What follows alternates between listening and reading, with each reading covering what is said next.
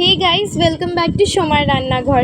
আজকের ব্লগে তোমাদের সাথে শেয়ার করব যে আজকে আমাদের বাড়িতে সানডে স্পেশাল মেনু কী ছিল। তো চলো স্টার্ট করা যাক। এখানে দেখো, মাংস বানানোর জন্য মা আগের থেকেই মাংসটাকে তেল, হলুদ এইসব মাখিয়ে রেখে দিয়েছিল। আর এখানে দেখো, এই বাটাটার মধ্যে পেঁয়াজ, আদা, রসুন আর শুকনো লঙ্কার বাটা করা হয়েছে মিক্সার গ্রাইন্ডারে। তারপরে দেখো, একটা কড়াইয়ের মধ্যে তেল গরম করতে রাখা হয়েছে।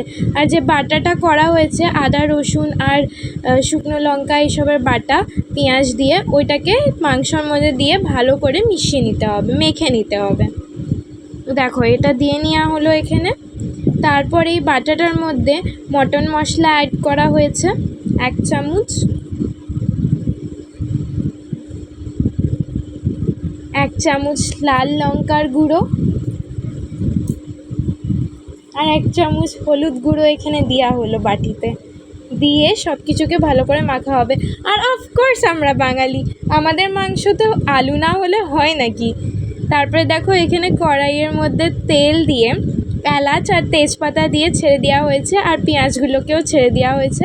তারপর এটাকে ভালো করে লাল লাল করে ভেজে নিতে হবে। এখানে দেখো, মা সুন্দর করে ভেজে নিচ্ছে।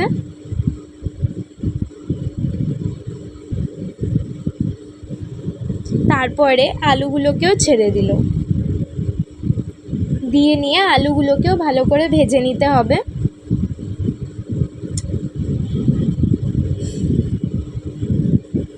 দেখো, এখানে ভালো করে মা ভাজছে সব কিছুকে।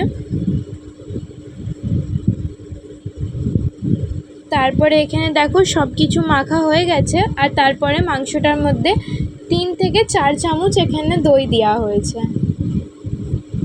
দই দিয়েও মাংসটাকে ভালো করে মেখে নিতে হবে। এখানে দেখো, মা ভালো করে মাংসটাকে মেখে নিচ্ছে।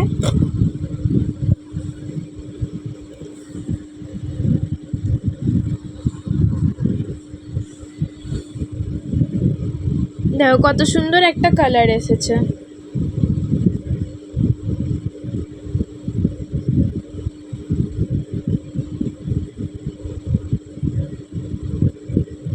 চলো এখানে এক ঝলক দেখিয়ে দিই আর কি কি বানানো হয়েছে। এ দেখো, এখানে বরবটি, আলু বরবটির তরকারি আছে, আর করলা ভাজা আছে এখানে, পেঁয়াজ করলা ভাজা। কিছু ভালো খাবার হতে গেলে অফকোর্স আমাদের বাড়িতে একটা কিছু তিতো জিনিস হয়ই। আর এখানে দেখো, ভাতটাকেও করে রাখা হয়েছে। তো চলো এবার দেখো, আলুগুলোকে ভেজে তুলে নেওয়া হয়েছে। আর এখানে দেখো, পেঁয়াজগুলো লাল লাল করে ভাজা হয়ে গেছে। দিয়ে নিয়ে মাংসটাকে কড়াইয়ের মধ্যে দিয়ে ভালো করে কষাতে হবে। দিয়ে এখানে দেখো, ভালো করে কষিয়ে নিব।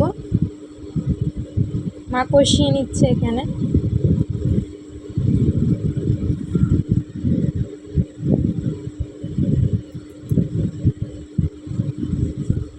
তোমাদের সাথে মাংসটারই রেসিপিটা শেয়ার করলাম। তরকারি তো সবাই বানাতে পারে, তাই না?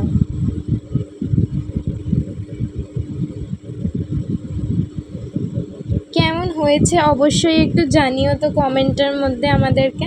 আর ভিডিওটা ভালো লাগলে অবশ্যই কিন্তু লাইক শেয়ার করতে ভুলো না।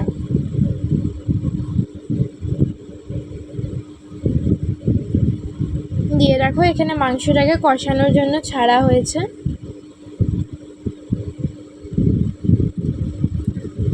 তারপরে দেখো, এখানে পরিমাণ মতো নুন দেওয়া হচ্ছে।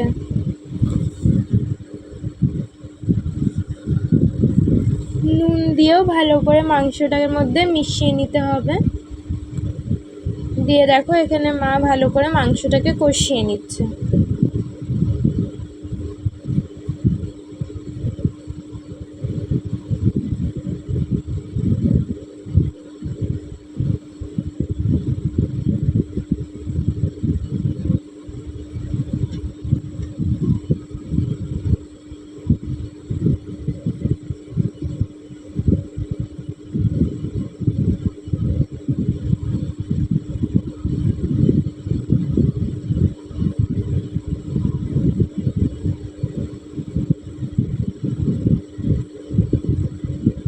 দিয়ে দেখো, এখানে কষানো হয়ে গেছে। আর ওটার মধ্যে আলুগুলোকে এবার অ্যাড করে দিতে হবে। দিয়ে আলুগুলোকেও ভালো করে মিশিয়ে নিতে হবে।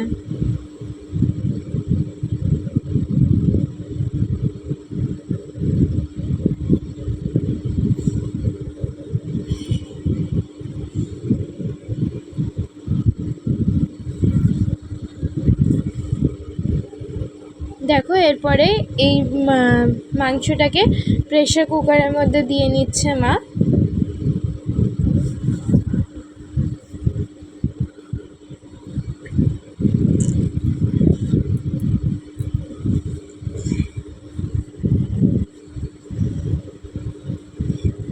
দিয়ে দেখো এখানে প্রেসার কুকারের মধ্যে এবার পরিমাণ মতো জল অ্যাড করতে হবে। এই যে দেখো ঠিক জলের মাত্রাটা কতটা দেখে নাও এখানে। তারপরে আবার করে জলের সাথে সব কিছু ভালো করে মিশিয়ে ঢাকনা বন্ধ করে এরপরে মাংসটাকে সিদ্ধ করতে দিতে হবে।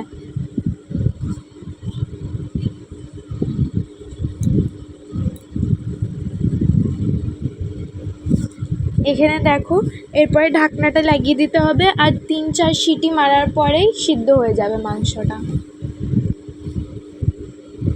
এই দেখো এখানে সিদ্ধ হওয়ার পরে তোমাদেরকে দেখানো হচ্ছে মাংসটা আমাদের তৈরি। তো কেমন লাগলো অবশ্যই জানিও কিন্তু।